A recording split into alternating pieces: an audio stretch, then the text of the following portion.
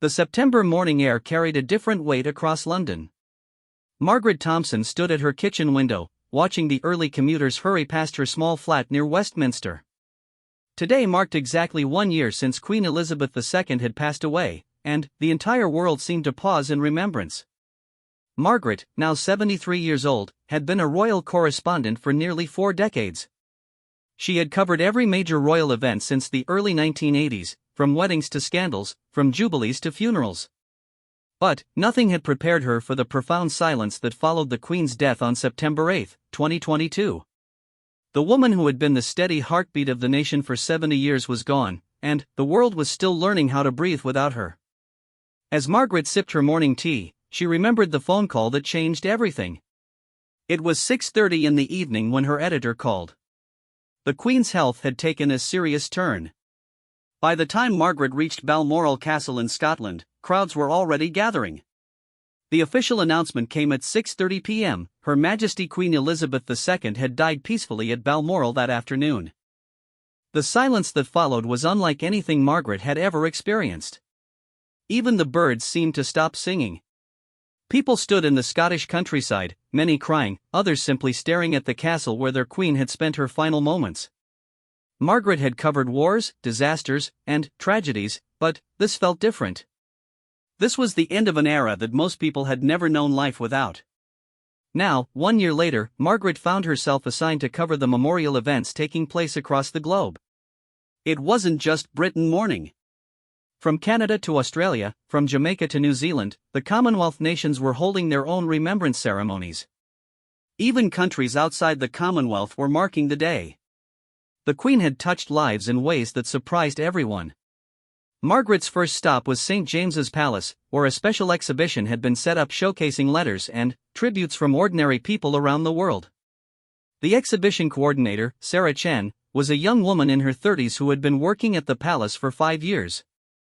"We received over 2 million letters and cards," Sarah explained as she guided Margaret through the exhibition. From children who drew pictures of the Queen's corgis, to war veterans who met her during official visits, to families who had received royal messages during difficult times. Each letter tells a story. Margaret stopped at one display case containing a letter from an 8-year-old girl in Kenya. The child had written in careful handwriting, "Dear Queen, thank you for visiting my country before I was born. My grandmother says you planted a tree that still grows in our village.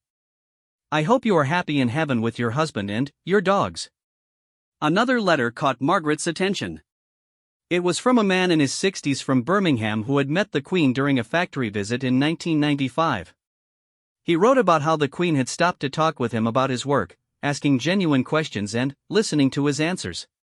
"She made me feel important for those 5 minutes," he had written. "I never forgot her kindness." Sarah pointed to a wall covered with photographs.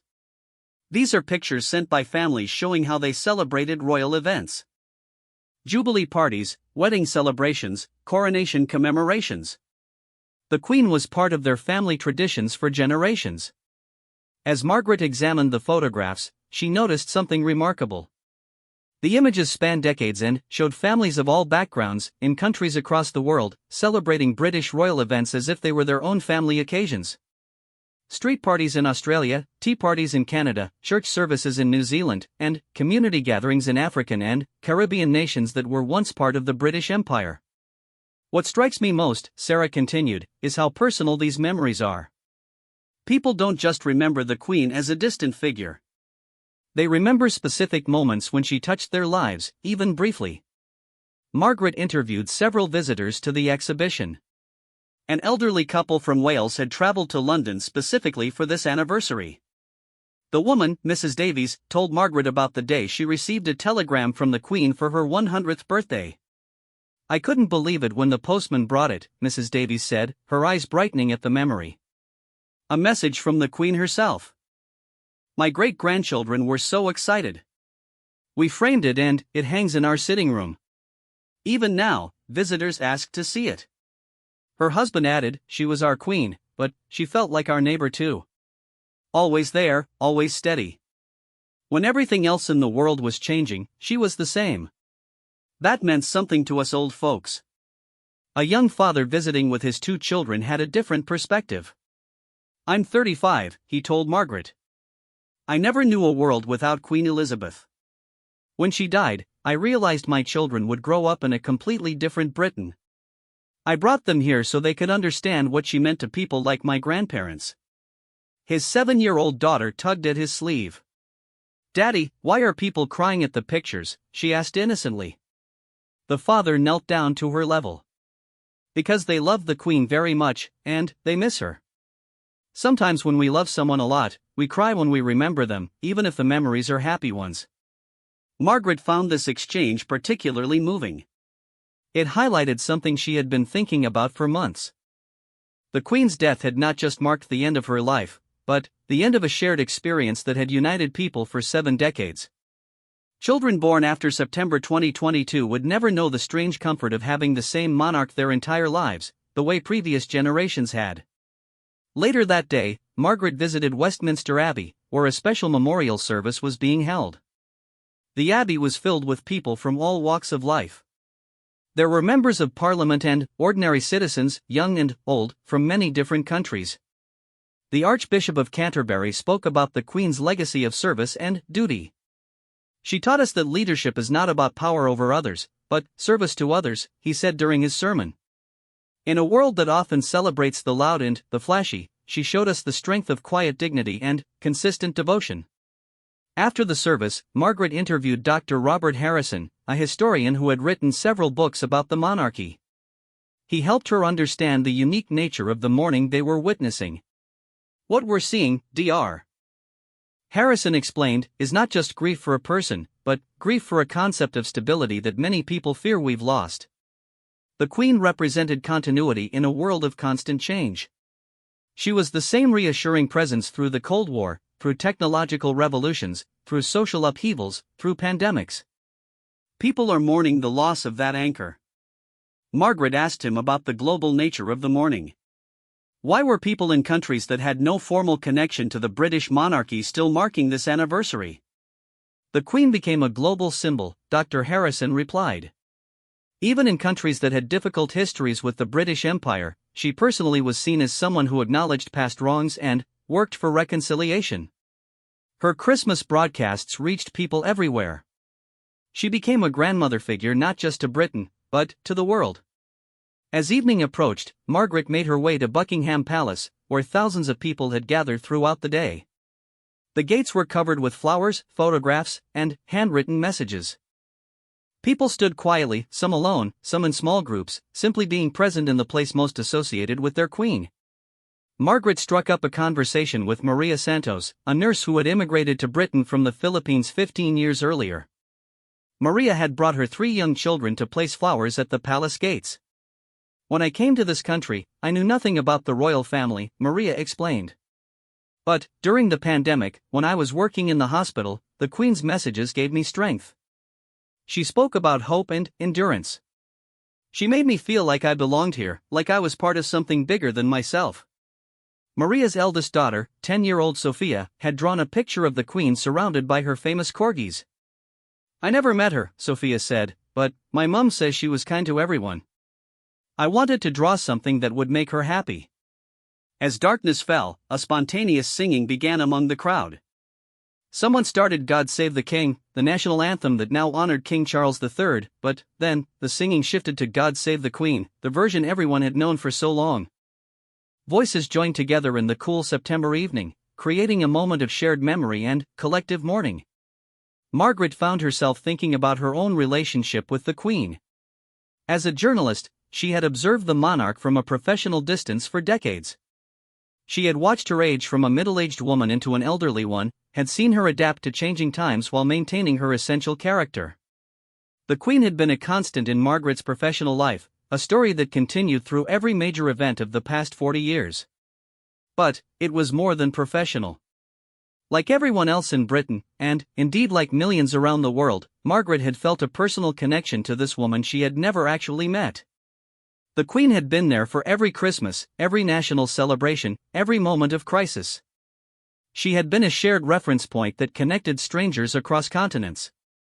As Margaret finally made her way home that evening, she reflected on what she had witnessed during this day of remembrance. The grief was real and deep, but it was also mixed with gratitude.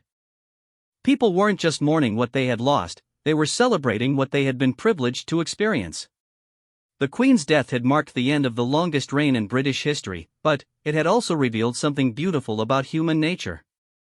People's capacity for loyalty, for respect, for love of someone who embodied the best qualities of service and dedication. The outpouring of emotion wasn't just about royalty or tradition, it was about recognizing greatness in the form of humble, consistent service. In her small flat that night, Margaret began writing her article about the day's events. She wanted to capture not just the facts of the memorial events, but the feeling in the air, the sense that something profound had ended but also that something important would continue. The Queen was gone, but the example she had set, the standard she had maintained, the grace she had shown, these things lived on in the millions of people around the world who had been touched by her life.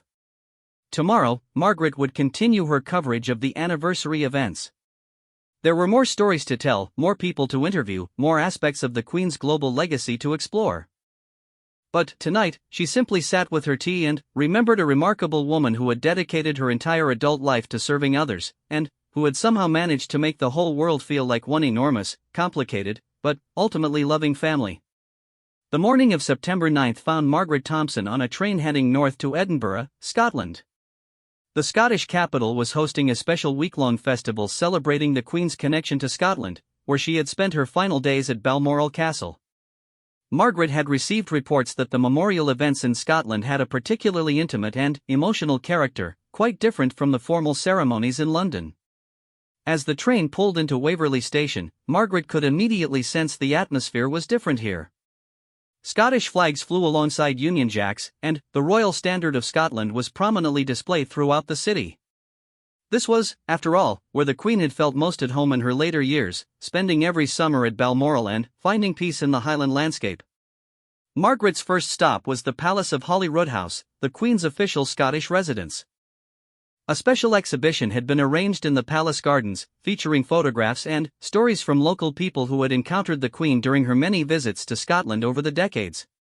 The exhibition was organized by Fiona MacLeod, a curator who had worked with the Royal Collection for 15 years. Fiona explained to Margaret that the Scottish memorial events had a uniquely personal character because the Queen's relationship with Scotland was so deeply personal. She wasn't just Queen of Scotland by title, Fiona explained as they walked through the garden exhibition. She genuinely loved this country. She understood Scottish culture, she respected Scottish traditions, and she made real friendships here that lasted decades. The exhibition featured stories that illustrated this personal connection. There was a photograph from 1952, the year Elizabeth became Queen, showing her at a Highland Games event. She was 26 years old, laughing as she watched cobber tossing, clearly delighted by the traditional Scottish sport. Another photograph from 60 years later showed her at the same Highland Games, now in her 80s, but with the same genuine smile as she watched the same events. Margaret was particularly moved by a display about the Queen's relationship with her Scottish household staff. Unlike the formal protocols of Buckingham Palace, Balmoral had always operated more like a family home. The exhibition included testimonials from staff members who had worked there for decades, some for their entire careers. Agnes McBride, who had been a housekeeper at Balmoral for 35 years, had provided a written account of her experiences. Her Majesty wasn't just our Queen at Balmoral, she had written. She was part of our community. She knew all our names, asked about our families, remembered our birthdays. When my husband was ill, she personally ensured he received the best medical care. She attended our children's christenings and our parents' funerals. She was, in the truest sense, our neighbor. Another staff member, James Robertson, who had served as a ghillie, hunting and fishing guide at Balmoral for 40 years, described how the Queen would often join him for walks in the hills, discussing the wildlife and the landscape. She knew every hill and glen around Balmoral, he had written. She could identify every bird and flower. This wasn't performative knowledge for royal visits, this was genuine love for the land and its creatures. Margaret interviewed several visitors to the exhibition who shared their own memories of encountering the Queen in Scotland. An elderly woman named Mrs. Campbell told the story of meeting the Queen during a walkabout in Stirling in 1977. "I was just a young mother with my baby son," Mrs. Campbell recalled. "The Queen stopped to talk to us, and she asked about the baby. When I mentioned he had been born premature and we'd been worried about his health, she spoke so gently about how strong babies can be, how they often surprise us with their resilience. My son is 45 now, and a doctor himself. I always think the Queen's encouragement that day was a good omen for his life. A middle-aged man named David Stewart shared a more recent memory from 2017. He had been part of a community project restoring a historic village in the Highlands when the Queen made an unexpected visit. She wasn't there for any official ceremony, he explained. She had simply heard about our project and wanted to see it. She spent over an hour with us, asking detailed questions about our restoration techniques, offering suggestions from her own experience with historic properties. She rolled up her sleeves and helped us plant some trees. At the end, she said she was proud of what we were accomplishing for future generations. From the palace, Margaret travelled to Edinburgh Castle, where a special military ceremony was being held. The Queen had been Colonel-in-Chief of numerous Scottish regiments, and the military connection was particularly strong in Scotland. The ceremony featured representatives from the Royal Regiment of Scotland, the Scotsguards, and other units with which the Queen had maintained personal relationships. Colonel William Macpherson, who had served with the Royal Regiment of Scotland for 30 years, spoke to Margaret about the Queen's relationship with Scottish military personnel. She wasn't just a ceremonial figurehead, he explained. She knew our regimental history, our traditions, our concerns. She would spend time with injured soldiers, visit military families, attend regimental celebrations. When we lost men in Afghanistan and Iraq, she personally wrote to the families. These weren't form letters, they were personal messages that showed she understood our loss. The ceremony included the reading of letters from military families across Scotland. One letter, from the widow of a soldier killed in Afghanistan, particularly moved the assembled crowd. Your Majesty always remembered our sacrifice, the letter read. When my husband died, you sent a personal message that I treasure to this day. You called him a hero, but you were our hero too. You carried our grief with dignity and honor. Thank you for never forgetting us. After the military ceremony, Margaret made her way to the Royal Mile, where local communities had organized a series of smaller, more intimate memorial events. These were not official ceremonies, but grassroots expressions of affection and remembrance organized by ordinary Scottish people. At one small church near the castle, a group of elderly women had organized a memorial tea party. They had set up tables with traditional Scottish refreshments and created a display of photographs showing royal visits to their neighborhood over the years. Margaret was invited to join them for tea and conversation. We've been doing this every year for decades, explained Mary MacDonald, one of the organizers. We started having royal wedding parties, then Jubilee celebrations, and now this memorial. The Queen was part of our community tradition. The women shared stories spanning multiple generations. Mrs. Edinburgh told Margaret about her mother's encounter with the Queen Mother and young Princess Elizabeth during World War II. My mother was working in a munitions factory in Glasgow, she explained. The royal ladies came to visit, to boost morale. My mother said Princess Elizabeth, who was just a teenager then, spoke to each worker individually, asking about their work and their families. My mother never forgot how genuine and interested she seemed. Another woman, Mrs. Ross, shared a more recent memory from the Queen's Platinum Jubilee year. I was in hospital for my hip replacement when the Jubilee celebrations were happening. I was so disappointed to miss our street party. But the nurses told me the Queen had sent a message to hospitals across the country, thanking patients and staff who were missing the celebrations because they were serving others or receiving care. That message was read to us in the ward. Even from my hospital bed, I felt included in her celebration. As the afternoon wore on, Margaret observed something remarkable about these Scottish memorial events. There was a warmth and intimacy that felt different from the more formal ceremonies in London. People spoke about the Queen as if she were a beloved family member who had lived among them, not a distant monarch they had only seen on television. This impression was reinforced when Margaret visited a small Highland village about an hour outside Edinburgh. The village of Glen Morrison had a population of only 300 people, but they had organized their own memorial ceremony that drew visitors from across the region. The local minister, Reverend Ian Campbell, explained to Margaret why this small village felt such a strong connection to the Queen. She visited us 3 times over the years, he said. Not for any grand ceremony, but because she was genuinely interested in Highland life. She helped us save our village school when it was threatened with closure, and she supported our efforts to preserve traditional Highland crafts. The village memorial took the form of a ceilidh, a traditional Scottish social gathering with music, dancing, and storytelling.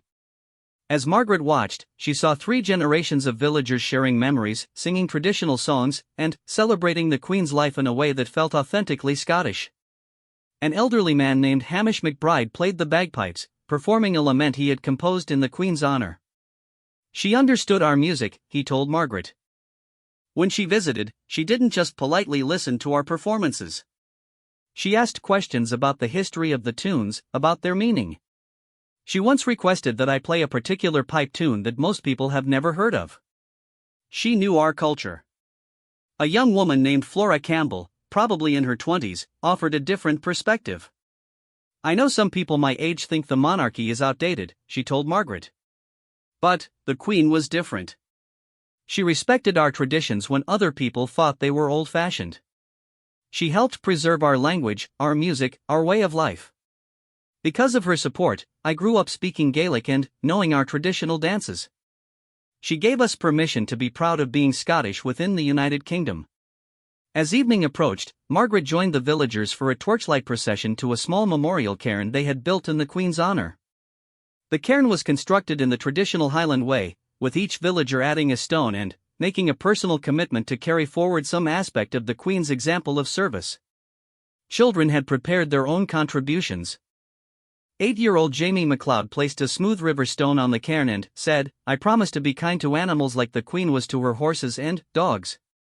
10-year-old Moira Campbell added her stone and promised, "I will always remember to help elderly people like the Queen did."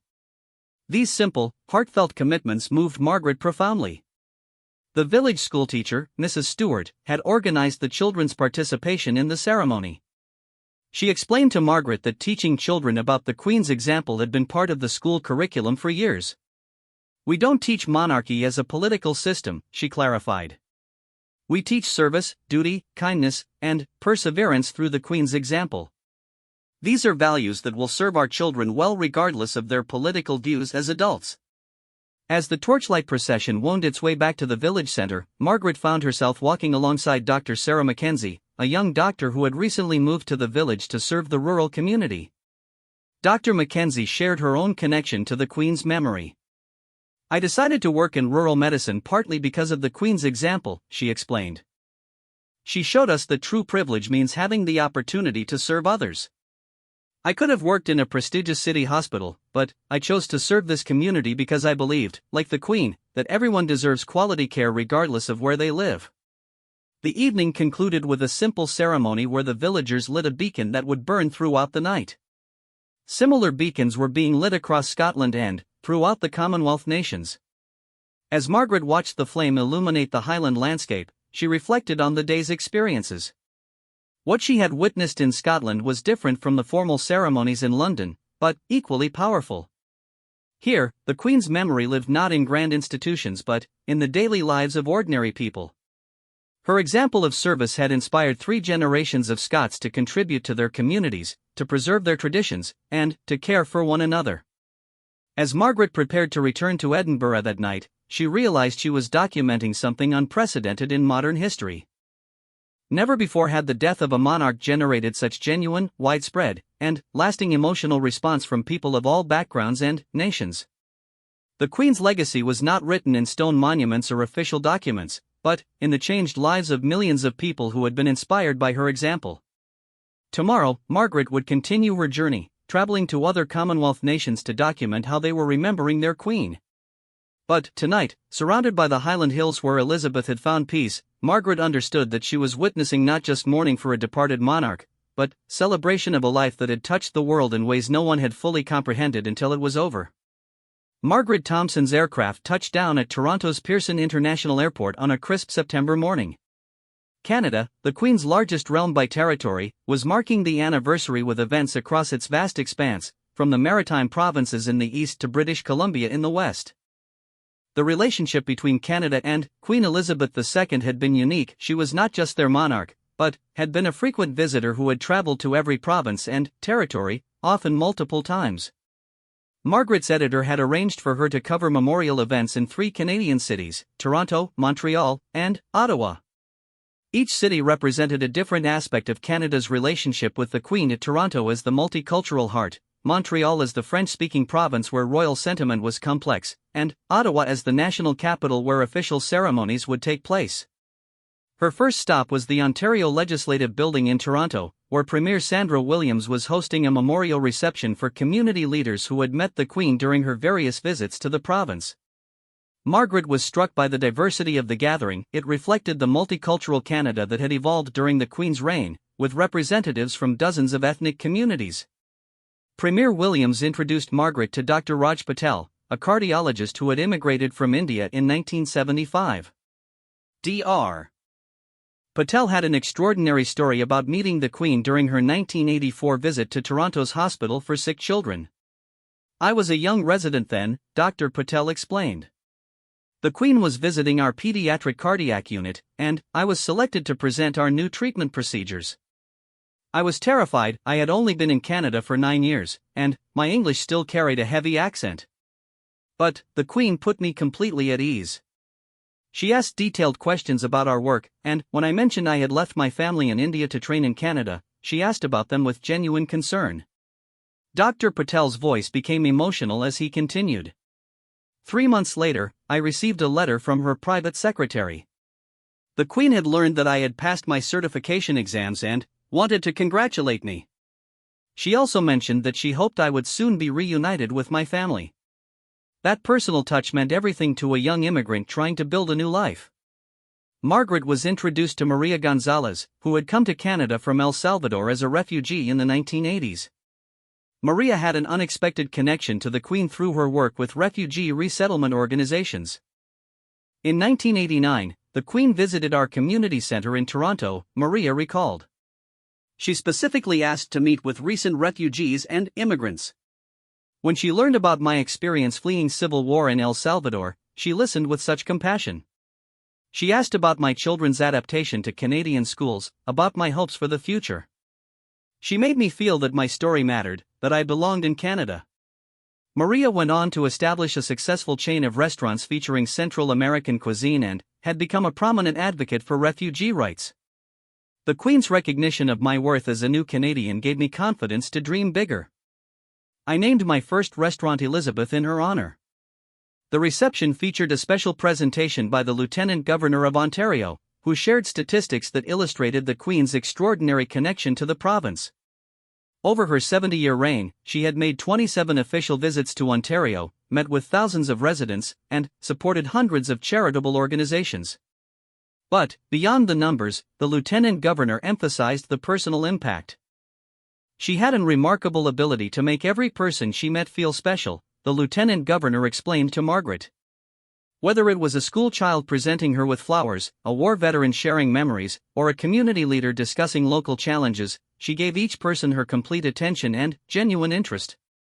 Margaret interviewed several other attendees, each with their own story of royal encounter. Thomas Chen, whose family had immigrated from Hong Kong, told her about the Queen's 1997 visit to Toronto's Chinatown, just months before Hong Kong's return to Chinese sovereignty. The timing was very emotional for our community, Thomas explained. Many Hong Kong immigrants were worried about their families back home, uncertain about the future. The Queen's visit to Chinatown was seen as a gesture of solidarity. She spoke about the contributions of Hong Kong Canadians, and she acknowledged the anxiety many felt about the transition. Her presence gave our community comfort during a difficult time. From Toronto, Margaret traveled to Montreal, where the dynamics around the monarchy were more complex. Quebec's relationship with the British Crown had been complicated by language, culture, and politics, but, even here, the Queen's personal character had transcended political divisions. At the University of Montreal, Margaret attended a symposium examining the Queen's relationship with French Canada. Professor Louise Dubois, a historian specializing in Quebec political culture, provided important context. Quebec separatism was at its peak during much of the Queen's reign, Professor Dubois explained. Many Quebecois saw the monarchy as a symbol of British domination. But Elizabeth II herself was different.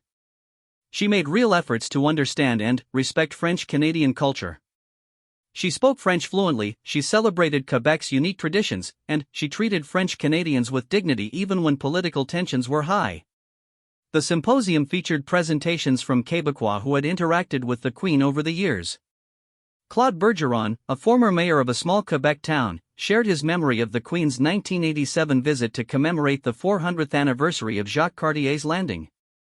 "I was initially skeptical about hosting a royal visit," Claude admitted. "But the Queen surprised me. She gave part of her speech in perfect French, she visited a local maple syrup farm, and she participated in traditional Quebec folk dancing.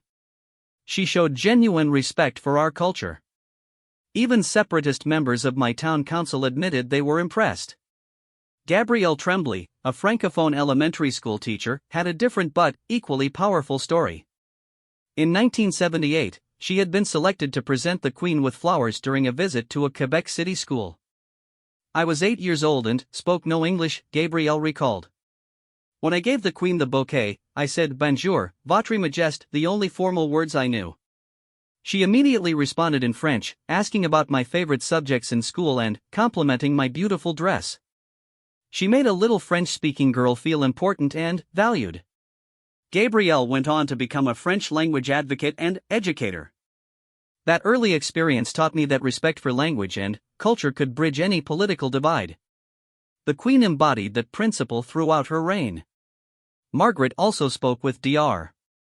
Jean-Pierre Rousseau, a Montreal physician who had been involved in organizing medical conferences that the Queen had attended. He offered a unique perspective on her intellectual curiosity. "The Queen attended several medical symposiums in Montreal over the years," Dr. Rousseau explained. "What impressed me was her genuine interest in medical advancement. She asked sophisticated questions about new treatments, about healthcare delivery in remote areas, about medical research funding. She wasn't just going through ceremonial motions, she was genuinely engaged with the substance of our work." From Montreal, Margaret traveled to Ottawa, the national capital, where the most formal memorial ceremonies were taking place. Parliament Hill was the centre of activity, with representatives from across Canada's Indigenous communities, provincial governments, and federal institutions participating in remembrance events. At the National Gallery of Canada, a special exhibition had been mounted featuring portraits of the Queen throughout her 70-year reign, alongside artwork by Canadian artists inspired by themes of service, duty, and national unity. The exhibition curator, Dr. Amanda Foster, provided Margaret with insights into how Canadian artists had depicted the Queen over the decades. "What's fascinating," Dr. Foster explained, "is how Canadian artistic interpretations of the Queen evolved. Early portraits were formal and traditional, but later works showed her as integrated into Canadian landscapes and communities. Canadian artists came to see her not as a foreign monarch, but as an essential part of the Canadian story." One particularly moving section of the exhibition featured artwork by Indigenous Canadian artists. Margaret was introduced to Joseph Crowfeather, a prominent Indigenous artist and activist, who had created a large painting depicting the Queen in traditional Indigenous regalia surrounded by symbols of Canadian wildlife and landscapes. "The relationship between Indigenous peoples and the Crown is complex," Joseph explained to Margaret. "There are legitimate grievances about historical injustices. But Elizabeth II herself worked to acknowledge past wrongs and build better relationships. She participated in Indigenous ceremonies, she supported land rights initiatives, and she spoke publicly about the need for reconciliation." Joseph's painting included symbols representing the various treaty relationships between Indigenous nations and the Crown. "I wanted to show that despite the painful history, there was respect between Indigenous peoples and the Queen personally. She understood that reconciliation required more than words, it required changed relationships." Margaret attended the main parliamentary ceremony on Parliament Hill, where Prime Minister Jennifer Morrison delivered the keynote address. The speech was broadcast live across Canada and touched on themes that resonated beyond politics. "Queen Elizabeth II embodied the best of Canada," the Prime Minister said.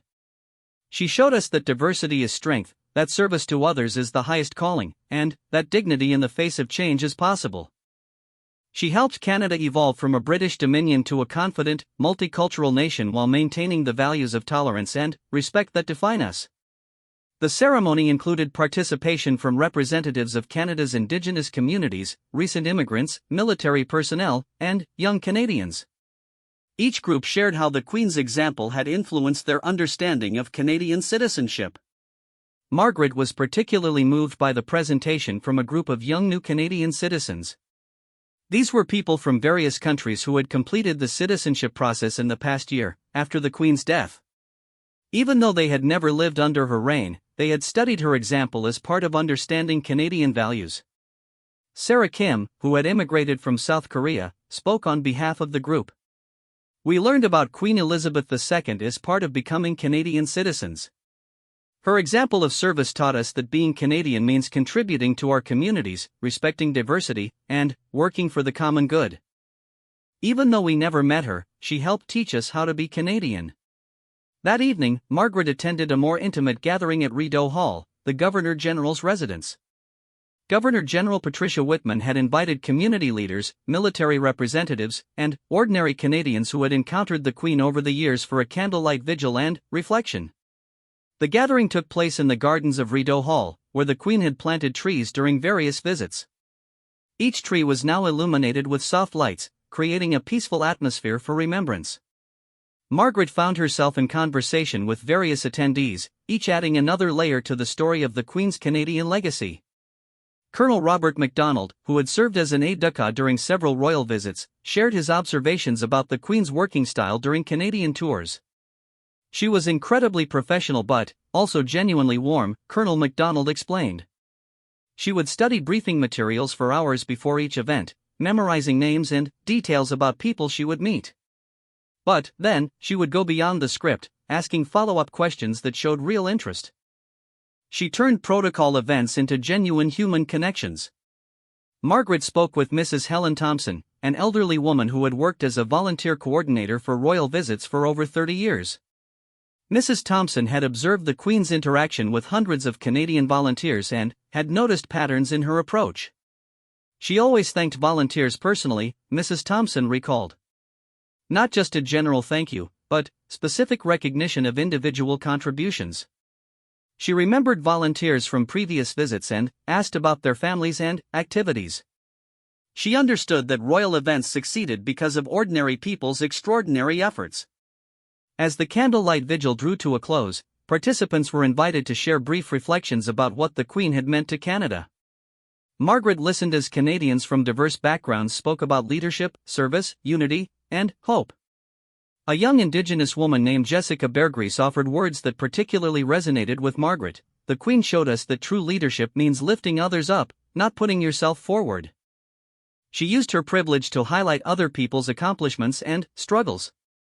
That's the kind of leader we need in every generation." As Margaret prepared to return to Britain the next day, she reflected on what she had learned about the Queen's Canadian legacy.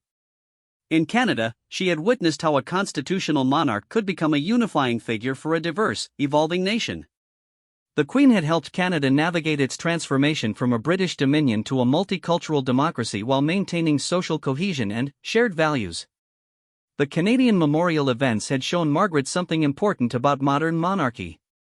In an age when hereditary institutions seemed outdated to many people, Queen Elizabeth II had demonstrated that personal character and dedicated service could give even traditional institutions relevance and meaning. She had not just reigned over Canada's evolution, she had helped guide it with wisdom, dignity, and genuine care for all Canadians. Tomorrow, Margaret would begin the journey home, but she would carry with her the stories of Canadians whose lives had been touched by their Queen's grace, and who were committed to carrying forward her example of service to others. Margaret Thompson's final assignment before returning to London took her to Australia and New Zealand, the two Pacific nations where Queen Elizabeth II had perhaps been most beloved as both monarch and frequent visitor. Her plane touched down in Sydney on a warm September morning, where autumn was just beginning in the southern hemisphere.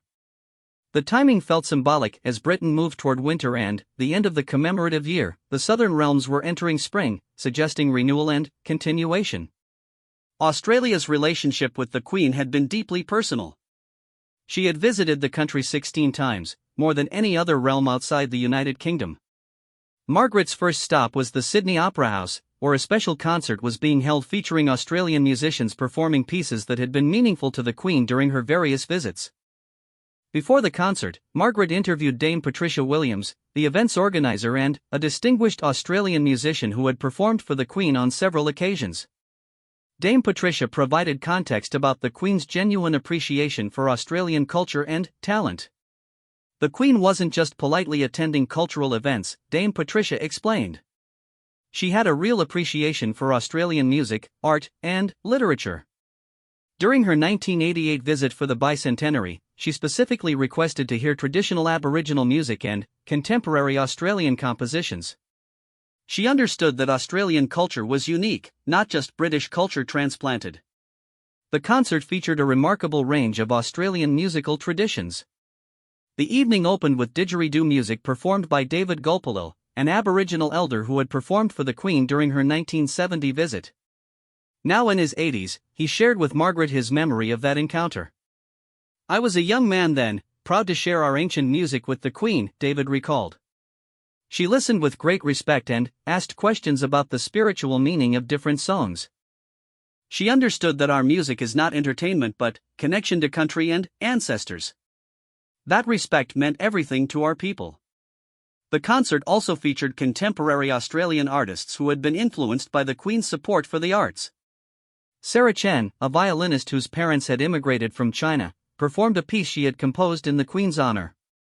"My parents came to Australia seeking opportunity," Sarah explained to Margaret after her performance.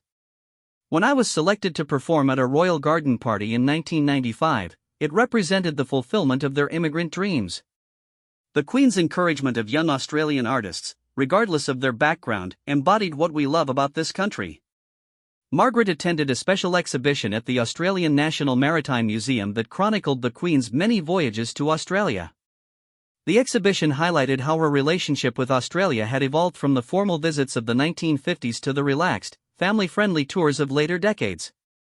Dr. Michael Robertson, the museum's curator, showed Margaret photographs spanning 6 decades of royal visits. The early images showed the young Queen being formally received by officials in formal dress. Later photographs showed her at barbecues, surf life-saving demonstrations, and community festivals, dressed casually and clearly enjoying herself.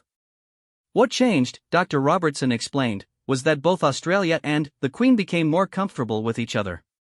By the 1980s, royal visits felt like a favorite aunt coming to stay rather than formal state occasions. One particularly touching section of the exhibition featured letters from Australian families who had hosted the Queen or members of the royal family in their homes.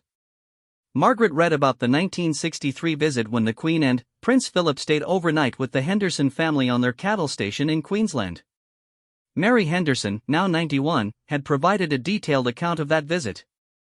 "We were just ordinary farming people," she had written. "But the Queen treated our home with respect and our family with warmth. She helped with the washing up after dinner, played with our children, and sat on the veranda talking about cattle breeding with my husband as if she'd been doing it all her life. She made us feel honored without making us feel inferior." Margaret interviewed several Australians who had encountered the Queen during various visits. Tom Bradley, a former surf lifesaver, told her about the Queen's 1982 visit to Bondi Beach in Sydney. "She was supposed to just watch a surf rescue demonstration," Tom explained. "But she ended up asking detailed questions about our rescue techniques, our training programs, our equipment. She understood that surf life saving was serious business, not just a tourist attraction. When I told her I was studying to become a paramedic, she encouraged me and asked me to write to her about my progress." Tom did write to the Queen, and she responded personally, following his career from surf life saver to paramedic to emergency medical coordinator. Their correspondence continued for 20 years. "She became like a distant but caring mentor," Tom said. "Her interest in my career motivated me to achieve more than I might have otherwise." From Sydney, Margaret travelled to Alice Springs in the heart of Australia's Red Centre. The Queen's 1963 visit to Alice Springs had been historic as the first royal visit to Central Australia. Margaret wanted to understand how Indigenous Australians remembered the Queen, particularly in light of contemporary discussions about Australia's colonial history. At the local cultural center, Margaret met with Eleanor Williams, an errant elder who had been present as a child during the Queen's 1963 visit. Eleanor provided a nuanced perspective on the monarchy's relationship with Indigenous Australians. "The Crown represents complicated history for our people," Eleanor acknowledged. "There's no denying that colonization brought great suffering. But Elizabeth II herself showed respect for our culture and supported our rights." During her later visits, she made efforts to meet with Indigenous leaders and learn about our challenges. Eleanor showed Margaret photographs from the Queen's 1992 visit, when she had specifically requested to visit Indigenous communities and sacred sites. "She didn't just come for photo opportunities.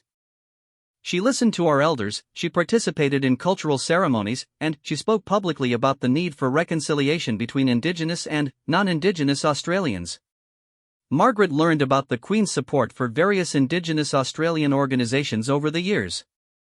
She had provided patronage for groups working on land rights, cultural preservation, and education. Her Christmas broadcasts often mentioned Australia's Indigenous heritage as an essential part of the nation's identity. From Central Australia, Margaret flew to Melbourne, where she attended a special service at St. Paul's Cathedral. The service brought together representatives from Australia's many migrant communities, reflecting the multicultural nation that had developed during the Queen's reign. Margaret was introduced to Dimitri Papadopoulos, whose Greek immigrant parents had opened a small restaurant in Melbourne in the 1950s. Dimitri had an extraordinary story about the Queen's unexpected visit to their restaurant during her 1977 Silver Jubilee tour. The official program said she would visit the town hall and, then, leave for the airport, Dimitri explained. But, as the royal car was passing our street, she noticed the Greek flags we had hung out in her honor. She asked her driver to stop, and she came into our restaurant unannounced. Dimitri's mother, despite speaking limited English, had served the Queen Greek coffee and homemade pastries. "My mother was terrified but determined to show proper hospitality," Dimitri recalled. "The Queen put her at ease, asking about our village in Greece and our life in Australia. She stayed for 20 minutes, meeting other customers and thanking everyone for their warm welcome." The restaurant had framed the newspaper coverage of that impromptu visit, and it had become a gathering place for the local Greek community. "That visit showed us that we belonged in Australia," Dimitri said. "The Queen's acceptance of our family meant we were truly Australian, not just Greeks living in Australia." Margaret's final Australian stop was Perth, where she attended a youth forum examining the Queen's legacy for younger generations. The forum was organised by the Duke of Edinburgh Award Programme, which the Queen had supported throughout her reign and which had engaged millions of young Australians in community service and personal development. Jessica Morrison, a 23-year-old university student who had completed the gold-level Duke of Edinburgh Award, spoke about how the program had shaped her life. "The award taught me the values the Queen embodied: service to others, perseverance, and personal responsibility," Jessica explained. "Through volunteering at homeless shelters and environmental restoration projects, I learned that privilege means having opportunities to help others." Margaret was struck by how young Australians spoke about the Queen. Even those who questioned the relevance of monarchy in modern Australia respected her personal character and dedication to service. From Australia, Margaret flew to New Zealand, her final destination. If Australia's relationship with the Queen had been warm, New Zealand's had been intimate. The smaller population and more frequent royal visits had created an almost familial connection between the monarch and her New Zealand subjects. In Auckland, Margaret attended a special exhibition at the Auckland War Memorial Museum featuring gifts the Queen had received from New Zealanders over the years, alongside items she had given to various New Zealand institutions. The exhibition revealed the depth of personal connections that had developed over 7 decades. Dr. Jane Smith, the museum's director, explained to Margaret that the collection demonstrated the Queen's genuine affection for New Zealand. "She kept personal mementos from every New Zealand visit," Dr. Smith noted. "Photographs of children she'd met, letters from families, even pressed flowers from New Zealand gardens. These weren't just protocol items, they were treasured memories." Margaret was particularly moved by a display featuring correspondence between the Queen and various New Zealand families. The Queen had maintained personal relationships with several New Zealand families she had met during her visits, sending birthday greetings to children and condolences during family tragedies. One case contained a 20-year correspondence between the Queen and the Mackenzie family of Canterbury. The relationship began when 8-year-old Billy Mackenzie presented her with a drawing of a sheep during her 1977 visit. The Queen had written to thank him, and the correspondence continued through Billy's education, career as a veterinarian, marriage, and parenthood. Billy Mackenzie, now 46, was present at the exhibition opening. He shared with Margaret the impact of this royal friendship on his life. "Having the Queen as a pen pal taught me that everyone's story matters, regardless of their status," Billy explained. "She took interest in my ordinary life, my school achievements, my sports teams, my concerns about the environment. Her consistent kindness motivated me to care about others in the same way." In Wellington, Margaret attended the main national memorial service at the Parliament buildings. Prime Minister Rachel Thompson delivered an address that captured New Zealand's unique relationship with the Queen. "Queen Elizabeth II loves New Zealand with a special affection," the Prime Minister said. "She visited us 12 times, more per capita than any other realm. She understood our landscape, our values, our aspirations. She saw us not as a distant British colony but as a beloved family member with our own character and dreams." The service featured traditional Maori performances alongside European hymns, reflecting New Zealand's bicultural heritage. Margaret spoke with Maori leader James Tao, who provided important context about Indigenous perspectives on the monarchy. "The relationship between Maori and the Crown is complex, rooted in the Treaty of Waitangi," James explained. "But Elizabeth II personally showed respect for Maori culture and supported our rights. She participated in traditional ceremonies, she learned basic Maori phrases, and she spoke about the importance of honoring the treaty relationship." James described the Queen's 1995 visit to Ismari, traditional meeting place, where she had been formally welcomed according to Maori protocol. "She understood that she was a guest on our ancestral land, and she behaved with appropriate respect and humility. That cultural sensitivity created goodwill that transcended political disagreements." Margaret's final interview was with Dame Sarah Williams, a distinguished New Zealand educator who had organized youth programs for royal visits over 30 years. Dame Sarah provided insights into the Queen's special connection with young people. "The Queen had a gift for relating to children and young adults," Dame Sarah explained. "She would remember details from previous visits, asking students about projects they had mentioned, following up on ambitions they had shared. She made each young person feel that their dreams were important and achievable." Dame Sarah shared the story of Maria Patel, a teenager from a low-income family who had met the Queen during a 1990 school visit. The Queen had learned about Maria's interest in medicine despite financial barriers to university education. Through the Queen's private office, Maria was connected with scholarship opportunities and mentorship programs. "Maria is now a leading pediatric surgeon," Dame Sarah noted. She credits the Queen's encouragement as a turning point in believing her dreams were possible. "That's the kind of personal impact the Queen had on individual lives." As Margaret prepared to return to Britain, she attended a final event at Government House in Auckland, a reception for New Zealanders who had received honours from the Queen over the years. The gathering included knights and dames, recipients of various medals for service, and ordinary citizens who had been recognised for exceptional contributions to their communities. Sir Peter Jones, a distinguished scientist, shared with Margaret his thoughts about receiving a knighthood from the Queen in 1998. "It wasn't just the honour itself, but how the Queen presented it," Sir Peter explained.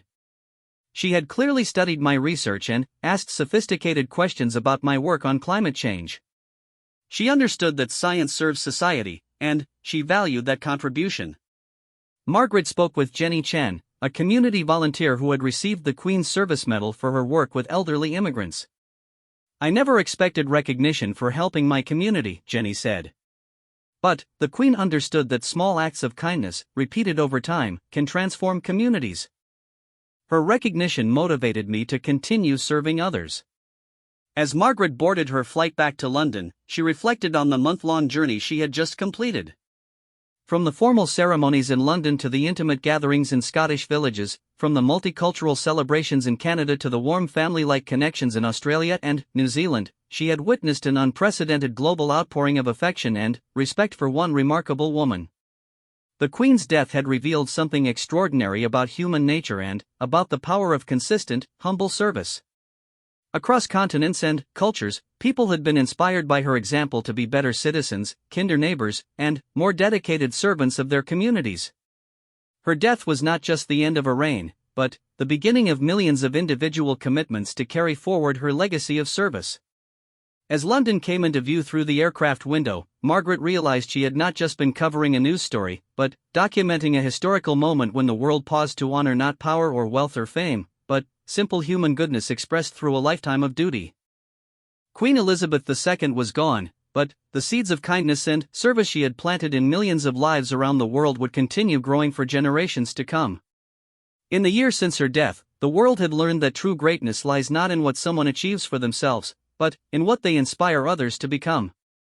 That was the Queen's greatest legacy, and it would endure long after all the memorial services were concluded and all the tributes were spoken.